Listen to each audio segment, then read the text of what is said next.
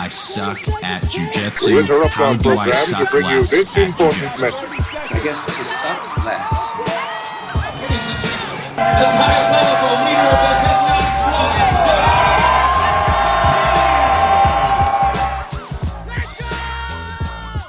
Hey everybody, this is Josh McKinney, and I just want to welcome you to the newest episode of the I Suck at Jiu-Jitsu show. Today is a fan favorite. We're doing some Q&A, and I made sure to ask for some offensive questions, and I kind of meant like ask questions that people would be offended by, but what people took it as is ask questions that would hurt Josh's feelings.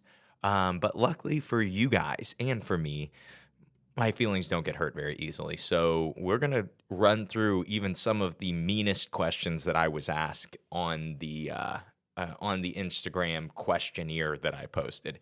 And usually I have like a cherry pick the questions. I just have screenshots of all the questions, and we're just going to run through them together and see what we come away with today. I know some certain topics we're going to touch on that will be really good and jiu-jitsu based, and then there's going to be a lot of things that have nothing to do with jiu-jitsu and are completely ignorant. We shouldn't talk about them, but we're going to. But let's start with jiu-jitsu. So someone asked, if/when you watch instructional material, who do you enjoy watching the most? Specifically, I don't watch a ton of instructional stuff. But I always enjoy coaches that teach conceptually, that teach a big idea and then can show that idea over and over and give you all kinds of different ways to apply that idea. Now, that's not to say that I don't think that there's value in the other stuff. It's just how I personally learn. So obviously, if you've listened to the show for any period of time, you know I've been on a huge Henry Akins kick over the last 2 years. And, you know, he's very much a conceptual teacher. He will still show techniques. He will still show moves. But the things that I learned the best from him are the ideas that he shares, the perspective that he shares. And I always tell you guys about my friend Chris Payne. Shout out to the Villain Cast. They're going to get a shout out later in the episode too. But Chris actually going to be in town at my gym on February 10th. So if you're listening to this before then, you can come on. I think it's like $60 to learn for a couple hours from Chris. I've shared the actual seminar post on my Instagram, so you can be able to look that up. But Chris is one of my favorite teachers because, again, he's a very conceptual teacher. He shares the idea. He shares how he sees jiu-jitsu in that moment. And this, honestly, not many people taught like this when I was starting jiu-jitsu, but this is how I learn most things. This is how I learned to cook. I, of course, learned a few recipes at first, but then you start to hear some general ideas about temperature and time and different methods of cooking. And again, they're more ideas that can be applied all over. That's just how I learn. Now, what also is interesting is that there are people who don't learn that way at all. Like my dad is not very much a conceptual learner. He is more of a detail learner. A good example of this is like my wife and I run the jiu-jitsu business together. And so anytime for people that run businesses, you know that it is hard to do. And when you start, you're kind of a white belt in it. And then you're going like, well, how do I learn about my specific business that I'm in? And a lot of times you've got to research. You've got to go and figure out ways to study. And that's something we both have done a lot. But what's funny is I really lately have been on a big, and I think a lot of people have been on a big Alex Hormozi kick lately in the last couple of years. But what's funny is my wife doesn't like any of the Alex Hormozi videos that I send her. She likes Layla Hormozi, who is his wife and also a very good business owner, but she is really big on details. She will tell you specifically like, hey, if you are struggling with your this aspect in your business, here's a step-by-step plan in how to fix it. Alex Hormozy will be like, hey, do you need to know about branding? Here are the 3 rules, the 3 laws of branding. And he gives you this kind of more broad conceptual perspective. And again, this is just how I learned versus how my wife learned. So, a long answer to that instructional question is like, if you're looking for people to buy instructionals from, obviously Josh McKinney should be at the top of your list. But besides that, you should really find somebody that teaches how you best learn. Just because they teach and you learn well from them does not make them the best teacher in the world. It's just the best teacher for you. And you may share that instruction with somebody else and they'll be like, yeah, this sucks. It didn't help me at all.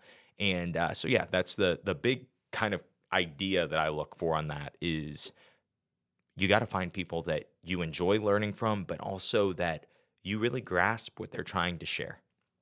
Next question. If you could give your BJJ game a theme song, what would it be? I don't know. This is a tough one. I've been thinking about this one since somebody asked it on the story because it's like there are all kinds of places you could go. And it could be more like lyric based, like Smooth Operator or something like that. But this is just, for whatever reason, this is like the internal pace of music that is in my head. If you've ever heard Kokomo by the Beach Boys, Aruba, Jamaica, ooh, I wanna take you. You know what I'm saying? From whatever Tom Cruise movie that is, Cocktail. And yeah, for whatever reason, that pace of music is always the music that's playing in my head when I'm doing jiu-jitsu. So I guess you could say Kokomo is my theme song. When I walk out and I get to choose my walkout music, I tell you guys it's always "I'm Too Sexy" by Said Right Fred. But yeah, I think if I had a theme song for my jiu-jitsu, it'd be more about the tempo of the song than anything else. And I think Kokomo kind of hits that. This was an excellent question, and I have a good theory on it. What will make gi great again, or allow gi top competitors to make money like no gi competitors? And people will tell you like, "Oh, the gi is dead. That won't happen." But if you would ask anyone in 2016, they would have said that no gi is dead. And this was 8-9 years ago. It's not that long ago. And when you look at that and you go, "Well, what happened?" I have a theory. My theory is that for gi to be relevant, you need a face of the gi that is American. And then that face of the gi has to turn heel. That reference, turning heel, is a pro wrestling reference. So you have baby faces and you have heels in pro wrestling. You have good guys and you have bad guys. Obviously, heels are the bad guys.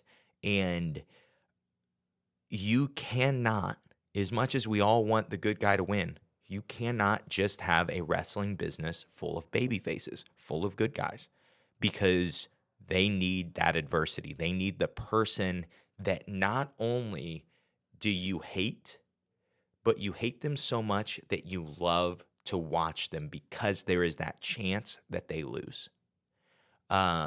When you look at like big college football teams, there are certain teams like Alabama, Ohio State, just certain ones that whether you like them or not, you have an opinion on them. And it is like, of course, that's fan base and stuff. But here's my reasoning behind why I think that it has to be an American winning something big, being relevant, and then turning heel. Is because if you look at what Gordon Ryan did, I mean, whether you hate Gordon Ryan or not, the dude invented no-gi in a sense of what it is today, with how much money there is in it today. And he did it by specializing in no-gi and then calling out a bunch of gi guys and then beating them in a different sport. But he did it in a very derogatory, demeaning way. If he did not do that in that way, and I'm sure that it's like his personality. I'm sure, like it's just him being him. But if he didn't do that, people wouldn't have watched. people would not have cared, even if he was beating these good guys. You can believe in your heart that, like, oh no, actions speak louder than words. But if that was the case, we wouldn't all know who Chael Sonnen was. Dude didn't win any title fights, but was able to talk his way into multiple. And I mean, obviously, great fighter. But it was his talking ability. It was his ability. It was the fact that he came out and said that he was going to burn Black House down. He was going to beat up all of these Brazilians. Like, there's something to that. And why do I say that they have to be American? It just seems that way in sports. Maybe it's just Americans the only ones that do this because we all grew up watching pro wrestling. But there is something to, I don't know if you guys follow chess, but there is a guy in chess named Hans Niemann, and he is kind of the current bad boy of chess. Of course, he's an American, and of course, he talks a bunch of trash. He's not the best chess player, but when he plays someone like Magnus Carlsen, who is the best chess player, you will see way more people watch that than any other Magnus Carlsen game or match. Why? Because there's controversy. There is a good guy and there is a bad guy. And it's just part of how, I don't know, it's part of how the world works, is we love seeing that. And we love not just rooting for our hero, but rooting against the villain. And the problem is any American that's been good in the gi has just had so much respect for the art that they haven't wanted to sell. They haven't wanted to go, hey, all of you guys suck. Do a Conor McGregor type interview, right? Obviously, Conor's not American, but it's the same concept, is you have somebody who is good, that is willing to call people out, and you have to have a skill for it. You have to be able to talk trash, right?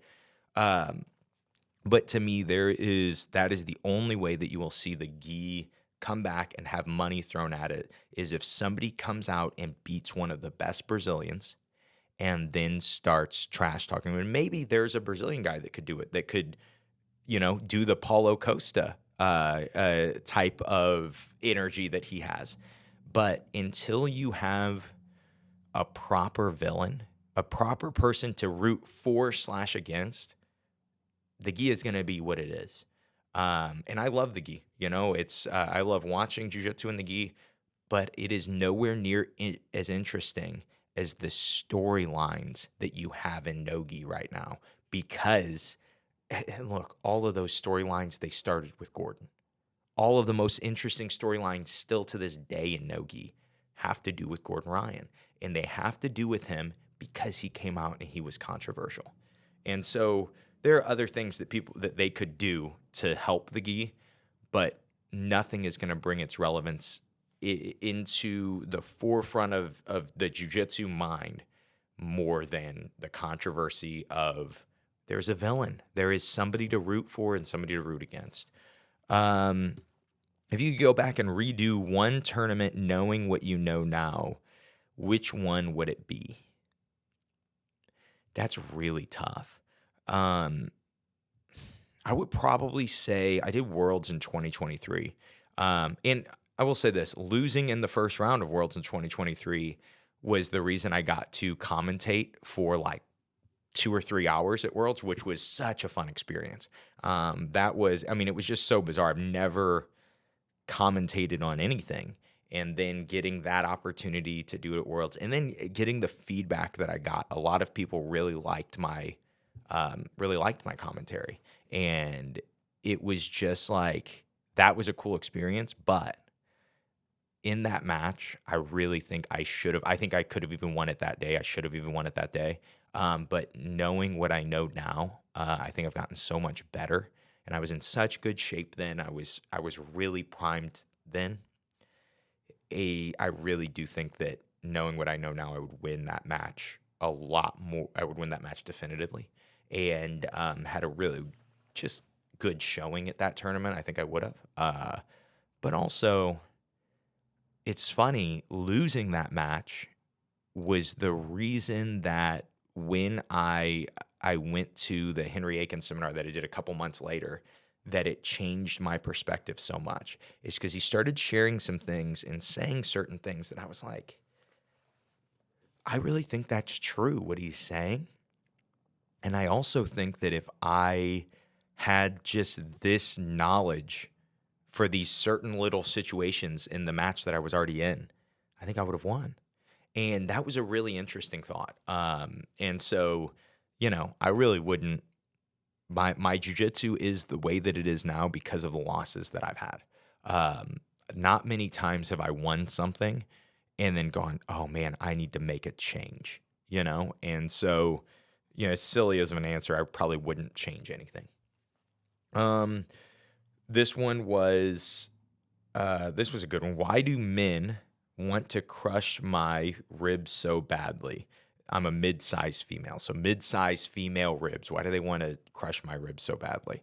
When I was a kid, my dog was licking himself, and I said to my grandpa, why do dogs lick themselves? And my grandpa kind of thought about it, and he goes, if you could, you would. And I was like, huh. And to answer your question, when it comes to crushing people's ribs, if you could, you would, I think that those huge guys that are crushing your ribs are bad people.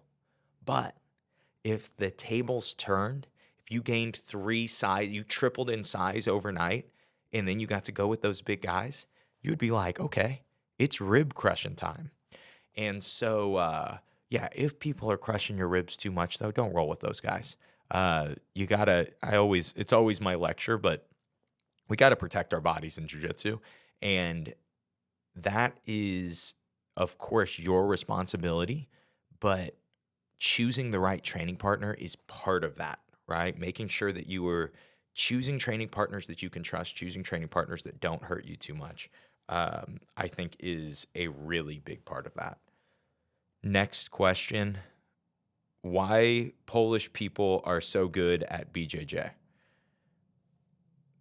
Why Polish people are so good at BJJ? I don't think that's how you should phrase that sentence, but I only know one good Polish guy at BJJ, right? I don't know. I'm not as, I'm from America. We look at Europe as just one big country. I can't differentiate who's Polish, who's English, who's, any of these things.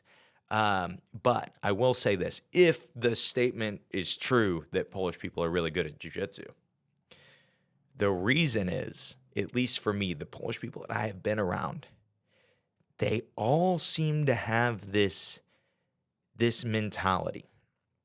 And it's a toughness mentality, but it's also like this, and it's a go hard mentality too that's helpful.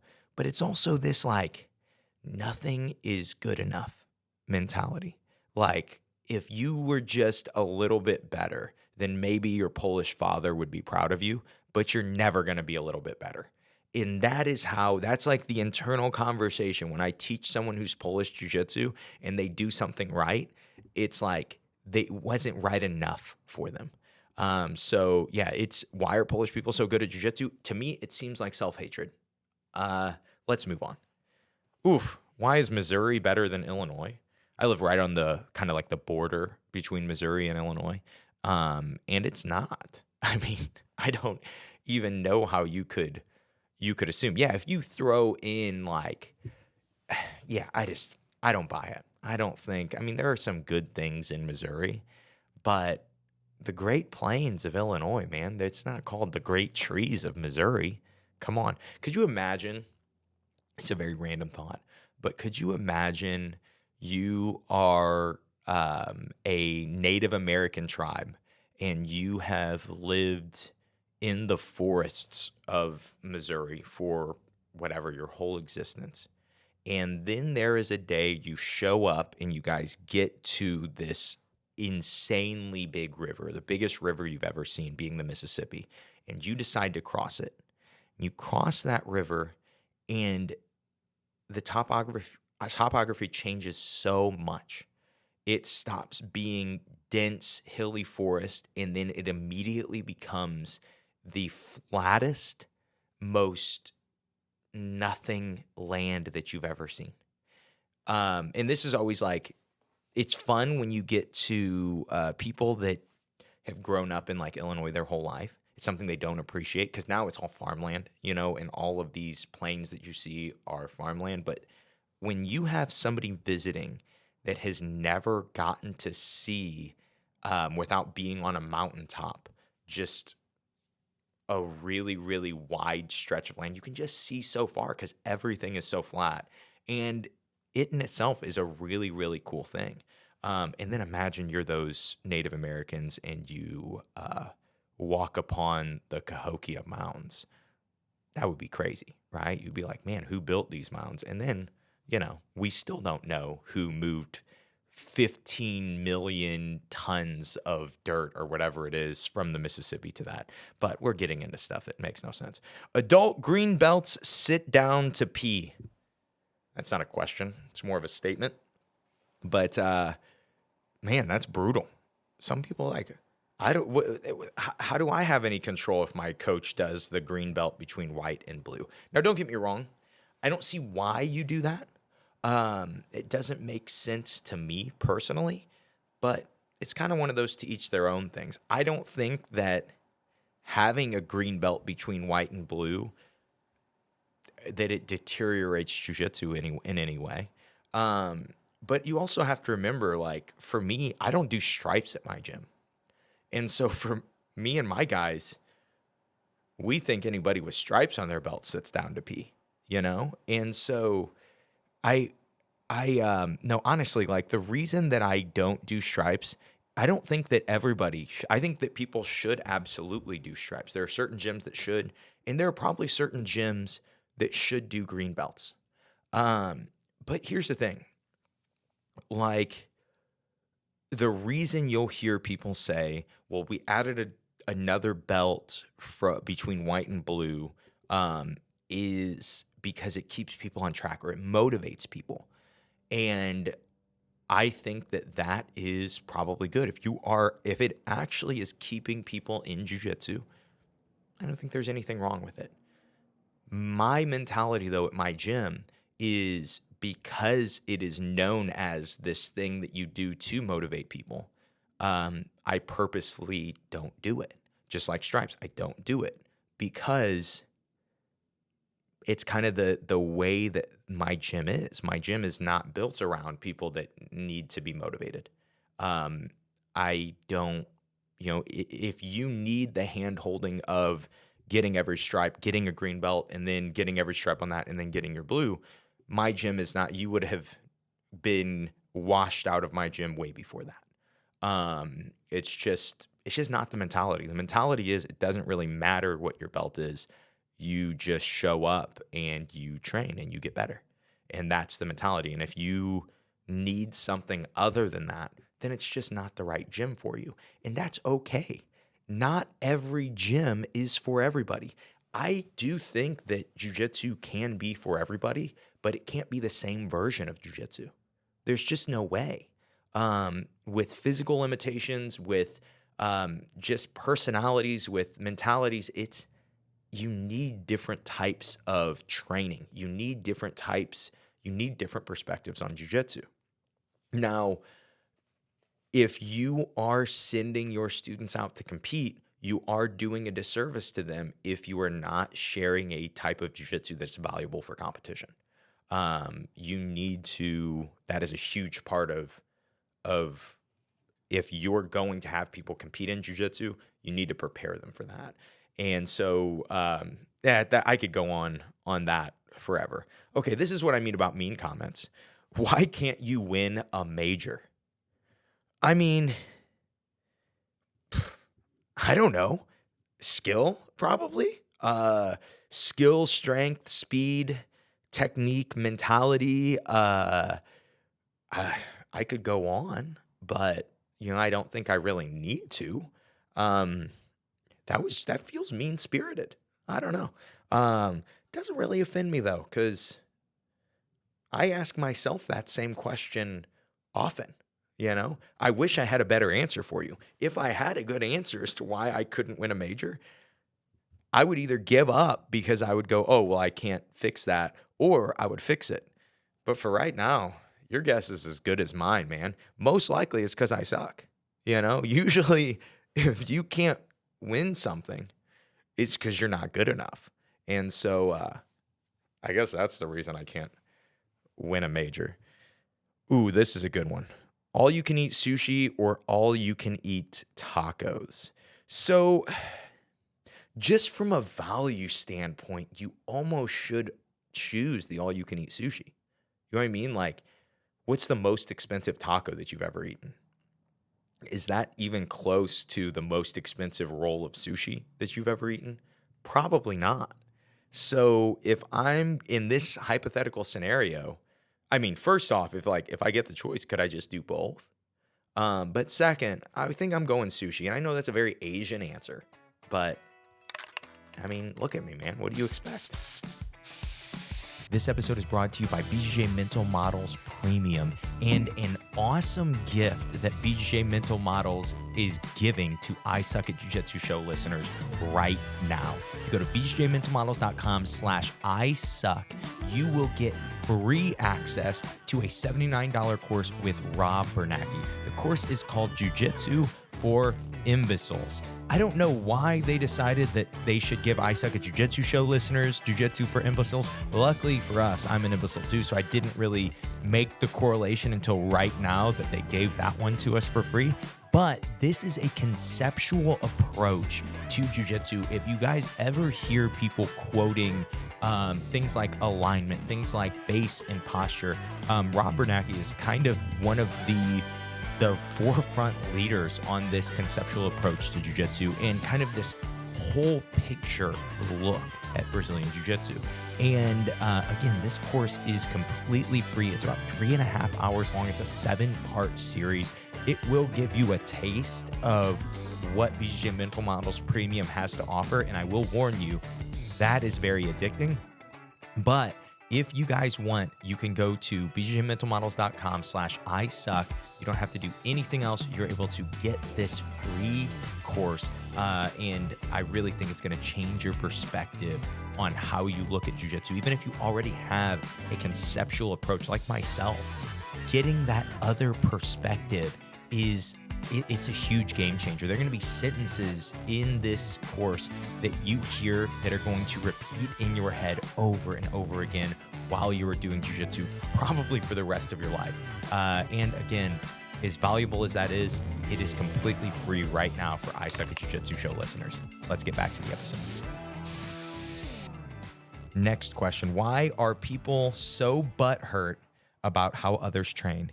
Eco, traditional, situational, etc. This is a question from Naki. He's the co-host of the Villain Cast. That's Chris Payne's podcast. They do Reap the Week every week. It's very similar to this. It's Q&A, and it is a really they've been talking about this topic, and so Naki was like, "Hey, I want you to."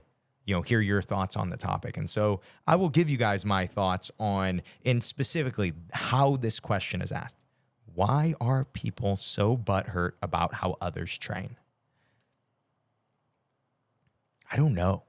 Why are people so butthurt about how others vote? Why are other people so butthurt about whether or not someone else believes in God? Why are people so butthurt about, I mean, we could put this like with almost anything, any controversial topic. And to me, I really think the simplest way to look at it is that there is this thing in our society right now. I think I blame social media, but as I do it in a podcast that I got from a Q&A on Instagram, but I blame social media. And it is this, that you have to have an opinion about something and you have to have it right now. And if you don't, it seems though it is sold that it is better to choose a side in any debate, choose one side or the other, than to simply stand back and say, I'm not really sure. I don't really know. Maybe these guys are smarter than me on this side. Maybe they're smarter than me on this side. I'm not sure. But there is this like, you have to make a choice and you have to make it right now. Is it positional sparring? Like, do positional sparring. I'm like, okay. Like, but what if I don't want to do positional sparring? Oh, that's because you're an eco guy. Do eco. You know, that's what you should be doing. And like right now, for instance, in between, usually I just do the whole episode in a row. But in between this episode, I taught a class.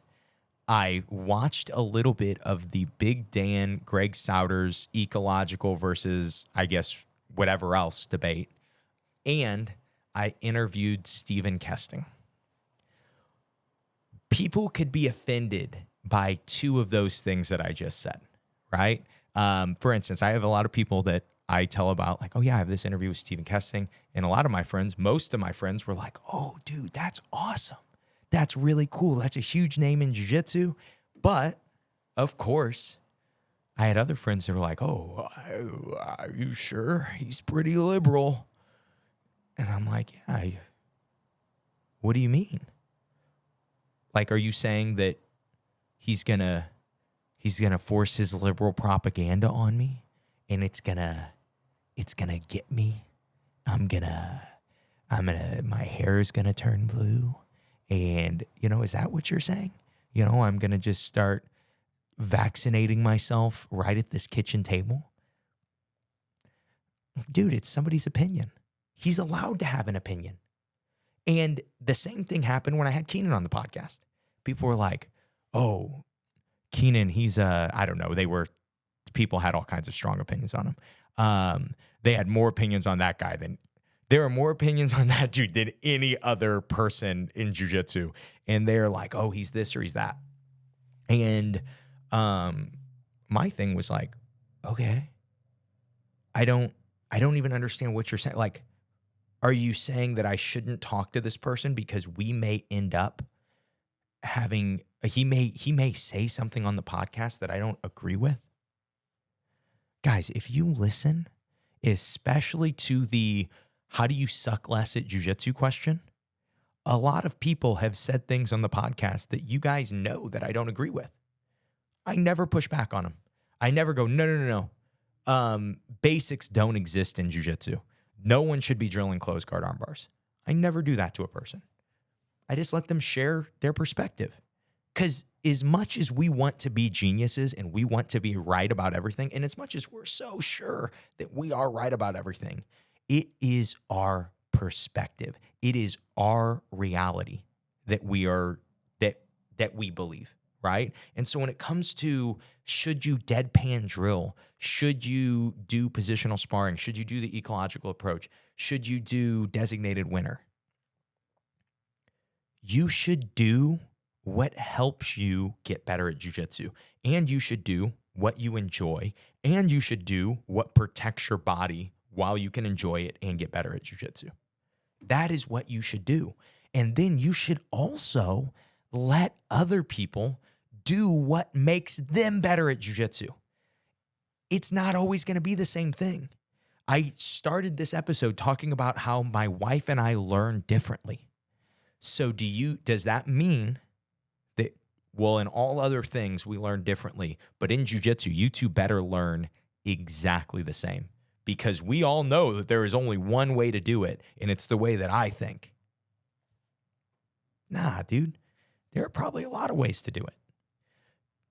Do you guys think that I hate people who shrimp?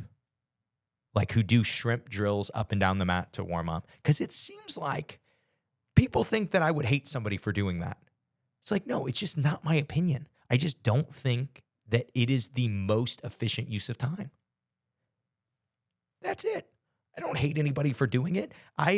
If I go visit your gym and you guys are warming up with shrimps, guess what I'm going to do? I'm going to shrimp. It's part of visiting your gym is seeing your perspective. And it's just like all other opinions but mine are offensive. I wish I remember who said it. It might have even been a quote. They were quoting somebody on it, but it was something like, the most dangerous thing that a man could believe is every one of his thoughts. And I think that all the time, because when I look back 5 years ago, when I look back 10 years ago, I had these opinions on life. I had these opinions on business. I had these opinions on jiu-jitsu. And looking back at it 10 years to now, I'm so happy that I didn't get closed-minded, because those opinions are different now. I got so many new perspectives, and they started to shift my opinion. And, I really am not a super political person, so I'm not even going to get into it when it comes to politics.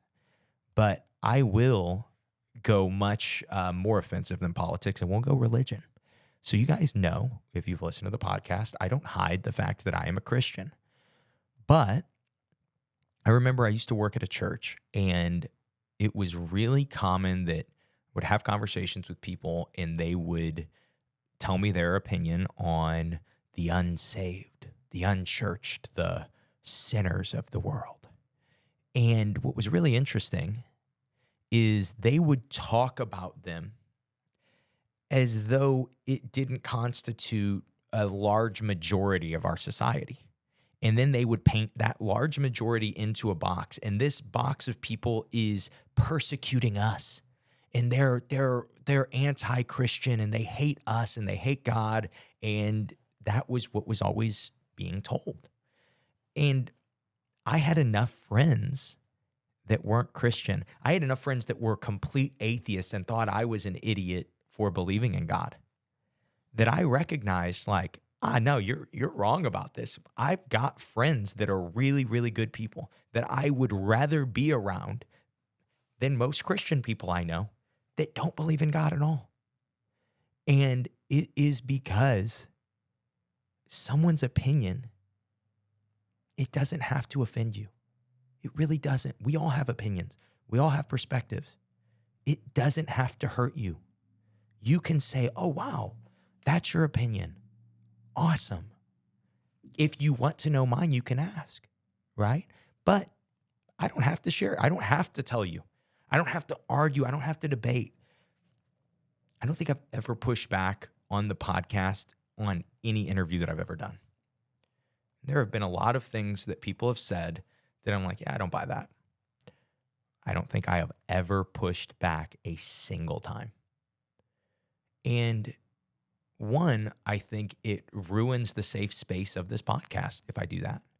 Maybe if there was something that I really did feel strongly enough about and I did disagree with, maybe I would. But I never felt the need to. I just let people say what they want and then let the commenters decide what they want. Because people are going to hear this episode. They're going to hear the podcast. And so why do you need me telling my opinion too? You already have your own. If you hear this guy's opinion, you hate him, give us a comment for the algorithm, bro. The algorithm doesn't care if you're saying that this is the worst show ever and that you hate me and you hate my guest. Bro, the algorithm's happy either way. Go give us a comment. Start an argument in the comments. Argue with every other commenter. Please, I'm all for it. But the answer for me is, why do people get so butthurt about how other people train? It's just because people are so offendable.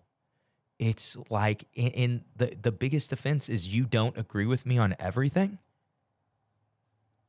Dude, that's okay. That's good. It will expand your mind to conversate with people and to hear from people who you don't agree with. And yeah, we'll just leave it at that. Let's go on to our next question. Who did you vote for? I'll give you guys this quote from one of the best movies ever, The Other Guys. Will Ferrell is telling Mark Wahlberg the things that he doesn't like about him. And at one point he goes, I'm pretty sure you've never voted. And Mark Wahlberg goes, I vote. What are you talking about? I vote. ESPN Play of the Week. that's what I'll leave. Who did I vote for? I'm always voting on ESPN Play of the Week. And I'll also say this while we're sharing opinions. Did you guys watch that? Did you guys watch the AFC Championship game on Sunday? Because we're talking about votes, right, and voting. Did anyone vote on whether or not the refs got some of those calls right? I'm always curious. I'm sure I have a lot of Kansas City fans on my that listen to the podcast, just being, around that area. And so, yeah, if you guys, that's what we'll ask for comments on this episode, is tell me who you guys think should have won the AFC Championship. Did the refs get all those calls right? Were the reviews right? And then please, if somebody does have a differing opinion in the comments, please argue with them and go back and forth. Back and forth, back and forth. Literally, one of the best reels that we've had in forever is Bionic Rob. He said something along the lines of, people say that belts don't matter to them, but you can prove that the belt matters to that person. If you leave that guy at that belt for 6 years, if you leave him at white belt for 6 years and he starts beating up brown belts, it'll show that he, at a point, he's going to be like, hey, why am I not getting promoted? Because belts do matter to him. And the comments on that are as if Rob said belts matter, or he said belts don't matter. He said one of those. He didn't say that. He said belts matter to individuals. But if you read the comments, there are arguments, and the arguments are wild. There are people insulting each other's wiener sizes in the comments on that. Because they're literally punching the air. They're arguing about something that the post wasn't about. That is how offensive opinions are to people. We'll move on.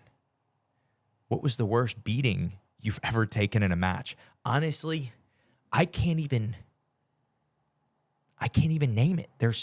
I've taken so many bad beatings. Now, I'll say this, on paper, the worst beating that I ever took was my first match at brown belt. It's my second match, my first tournament at brown belt. I win my first match with a toe hold. And it's like, toe hold just became legal. First time I ever hit a toe hold. I think I never even hit one in training.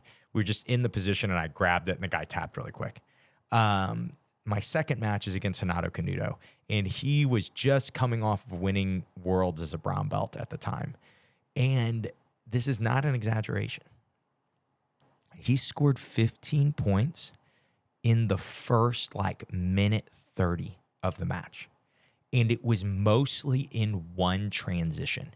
It was like I tried to pull and he disconnected, didn't let me pull. Then I was like, oh, I really got to get this grip and pull. And he kicks my feet out from under me, passes my guard, mounts me. He's in mount and gets the pass as I'm trying to turn out of the position, then takes my back. And then, what is that? 11, 13. He was able to score 2 more at a point, maybe neon belly, maybe something else. I don't know. But literally, it was one transition. It was brutal, man. But that was on paper the worst beating. But the most beat up I've ever felt in a match, man, it's so tough to say. Maybe I'll just go with the Renato Canuto one as the worst beating I've ever taken. I did pans in 2022. And honestly, the match was really close, felt really good, but my ankle did get broken, and that hurt. That felt like a really bad beating. Who was your toughest match ever? 2 similar questions, right? But I would say toughest match ever. Man, it's so hard to say. The second time I competed against Iago de Souza, that was the first match I felt like I did well enough with him that I really was feeling good about the second match. And I got highlight reeled on that. That ended up on the IBJJF's homepage for a while. It was like I didn't even want to register for another tournament because I had to see myself getting my back taken from a mile away. Oh, it was bad. But yeah, that probably was the toughest match I ever had. And I've told you guys about that and how much that affected my jiu-jitsu later on. If you could compete against anyone, who would it be? Man, these are tough. I don't know. These are all like, if I can compete against anyone, honestly, for me, I don't think I have anybody specific. At middleweight, I would just like to compete against people with the most name value. And the reason for me with that now is I really do feel as though at 30 years old, I am approaching my prime as a jiu-jitsu athlete. Just the amount of knowledge that I have, the amount of skill that I have, and then I'm still physically able to do jiu-jitsu at a high level. That is, so for me, I would compete against anybody with some name value at middleweight. And so that's who I want to compete against, the biggest name value you can give me at middleweight.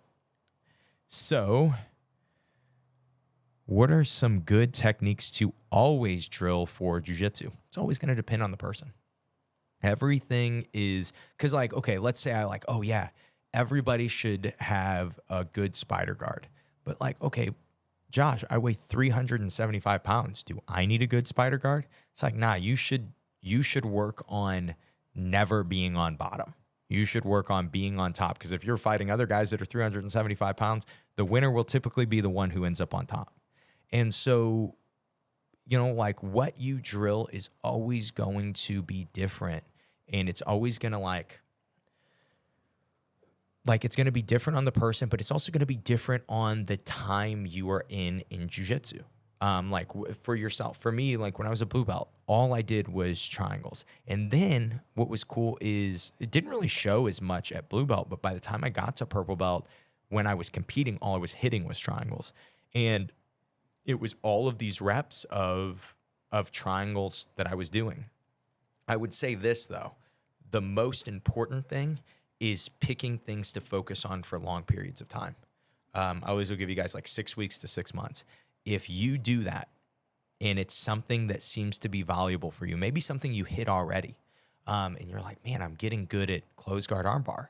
And so you start to go, well, for the next 6 weeks, 6 months, that's all I'm going to work on. It's all I'm going to go for. All the questions that I ask are going to be built around closed guard armbar. And I think that is one of the simplest approaches to jiu-jitsu that works so well. And so, yeah, you're not always going to be working the same thing, because once you get to, it's like this idea too, is let's say you can then get up to your white belt and you get up to like blue belt or even purple belt level of closed guard armbar. You suck everywhere else, but your purple belt level of closed guard armbar. Well, then you can go, well, now I know what it feels like to be purple belt level at something. And I know what time requirement it takes, and I know the method that it takes. And then you can choose something else to try to get to purple belt level at. And it's so much easier to do that than to like go, oh, I'm just going to get better at everything. Or what are the important things to get good at? It just differs for everybody. What cycle do you run? I answered this on the story as I'm on everything but roller skates, but you guys know, you can look at me. I'm on nothing. Maybe I should get on. Maybe we should do a big push, see if the podcast listeners want me to get on steroids as an experiment, for the team. And then we can go off of whether or not it makes you better. And see, this one feels racist. How many egg rolls can you eat in one sitting? That feels racist. But here's the thing. On that note, like, are these Chinese buffet egg rolls? Because probably not a lot. I'm not really into those. You get me some of my grandma, my Lola's lumpia. If you're Filipino, if you know someone Filipino, maybe you've had lumpia before. Brother. My brother. Oh, I can eat unlimited. It depends on how many Lola makes. That's how many I can eat. If there is no limit, if she's just rolling them, frying them, putting them on a plate, and I have unlimited sweet and sour sauce, yeah, I can eat I can eat them all. So there was a lot of in this Q&A anti-Jeff rhetoric. If you guys don't know Jeff, in most of the YouTube videos I do, Jeff is my uke. He's one of my purple belts. And he is very good at jiu-jitsu, but he is 10 times more annoying than he is good at jiu-jitsu. And so I'll keep out all of the really offensive stuff that people said about Jeff, and we'll just leave this one in. If you guys haven't watched the new guard passing YouTube video that I just did where I just smashed Jeff, you should check that out. I think it's called How to Pass Every Guard Nogi. So you should check that out. But somebody asked, how many times could you sub poor Jeff in one 5-minute round? So I responded on the story with the point of Mean Girls with Lindsay Lohan, where she says the limit doesn't exist. That's how I responded. But if we're really being honest, man, I usually get them like once a round. I would say consistently I get them once a round. Every once in a while I'll hit them 2 times in a round. But man, I've got to be full Super Saiyan, have taken a week off, have my glycogen levels up. Yeah, that's the only way. I have some great, like, just brutal Jeff beatdown stories, but I really shouldn't even tell those unless he's on the podcast, because you guys would hear those and be like, oh, Josh is a terrible person. But if you guys met him, you would be like, Josh is a hero. This guy is a hero. If you look at the comments on the YouTube video that I just referenced, a lot of the comments are like, my favorite part was when Jeff gets his face smashed. Those people have met Jeff.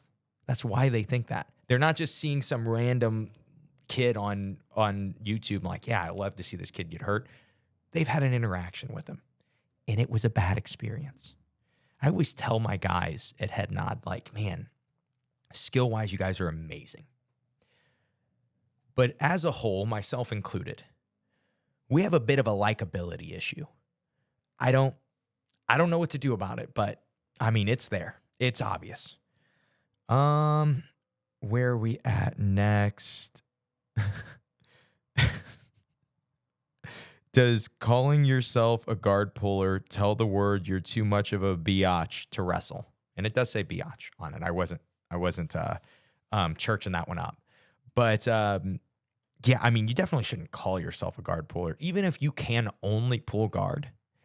There was a period of my life, when I'm in college, I'm experimenting with things where I was only pulling guard. And during that time, no one really knew that I couldn't wrestle, because I would do a fake shot to start almost every match, like just really quick. And it was unbelievable how it would just strike fear into the heart of guys who admit to only being able to pull guard, even though I could also only pull guard. It would just it would ruin their jiu-jitsu game. So even if you are a guard puller and that's all you are deep in your heart, I think it's very, very important to, just to not let anyone know about it. Just keep that a secret. Bury that way deep down inside. So let's finish with one last one. And that is, how do you choose guests for the podcast? And it's awkward because, I hope you guys don't think I have a rhyme or reason for anything that I do. Right? I just hey, I want to talk to this guy. Sounds fun. He has something interesting to talk about. That's all the podcast is. I think that I worry that you guys think more thought goes into this than it does. It's just us sharing perspectives, man. It really isn't. And I mean, also, I do just interview my buddies pretty much. For me, my favorite episodes of the podcast are me and my dad, me and my coach, and me and my black belts. Those are to me the best. And for most people, those are their favorite episodes of the podcast. And so, yeah, this isn't a big name podcast. I feel yeah, we do have some big names on the show, but I would say almost all of them we organically met somehow. And that's why the episode ended up coming about. And so I don't want to have to talk to somebody because they're jiu-jitsu famous. That doesn't sound fun to me. Like if I don't care for their opinion, or I just don't like their opinion doesn't feel valuable, they're going to come and say the same, like, I don't know, the normal jiu-jitsu talking points. Learn the basics, shrimp up and down the mat. If they're going to do that, I don't really care to talk to that person that much. What are you going to provide me of value? What are you going to provide the listeners of value? And that's how I usually choose guests. But that's all I have for you guys today on this question and answer episode. If you guys enjoyed this one, I know this one was very random. Usually I prepare which questions I'm going to answer. I just screenshotted a bunch and then went through on the fly and went through it. And so maybe you liked it, maybe you hated it. Regardless, if you hated it, if you loved it, give us a comment, brother, for the algorithm. But that's all I have for you guys today. I hope you enjoyed today's episode. And most importantly, I hope that today's episode helps you guys suck just a little bit less at jiu-jitsu. Have a great day.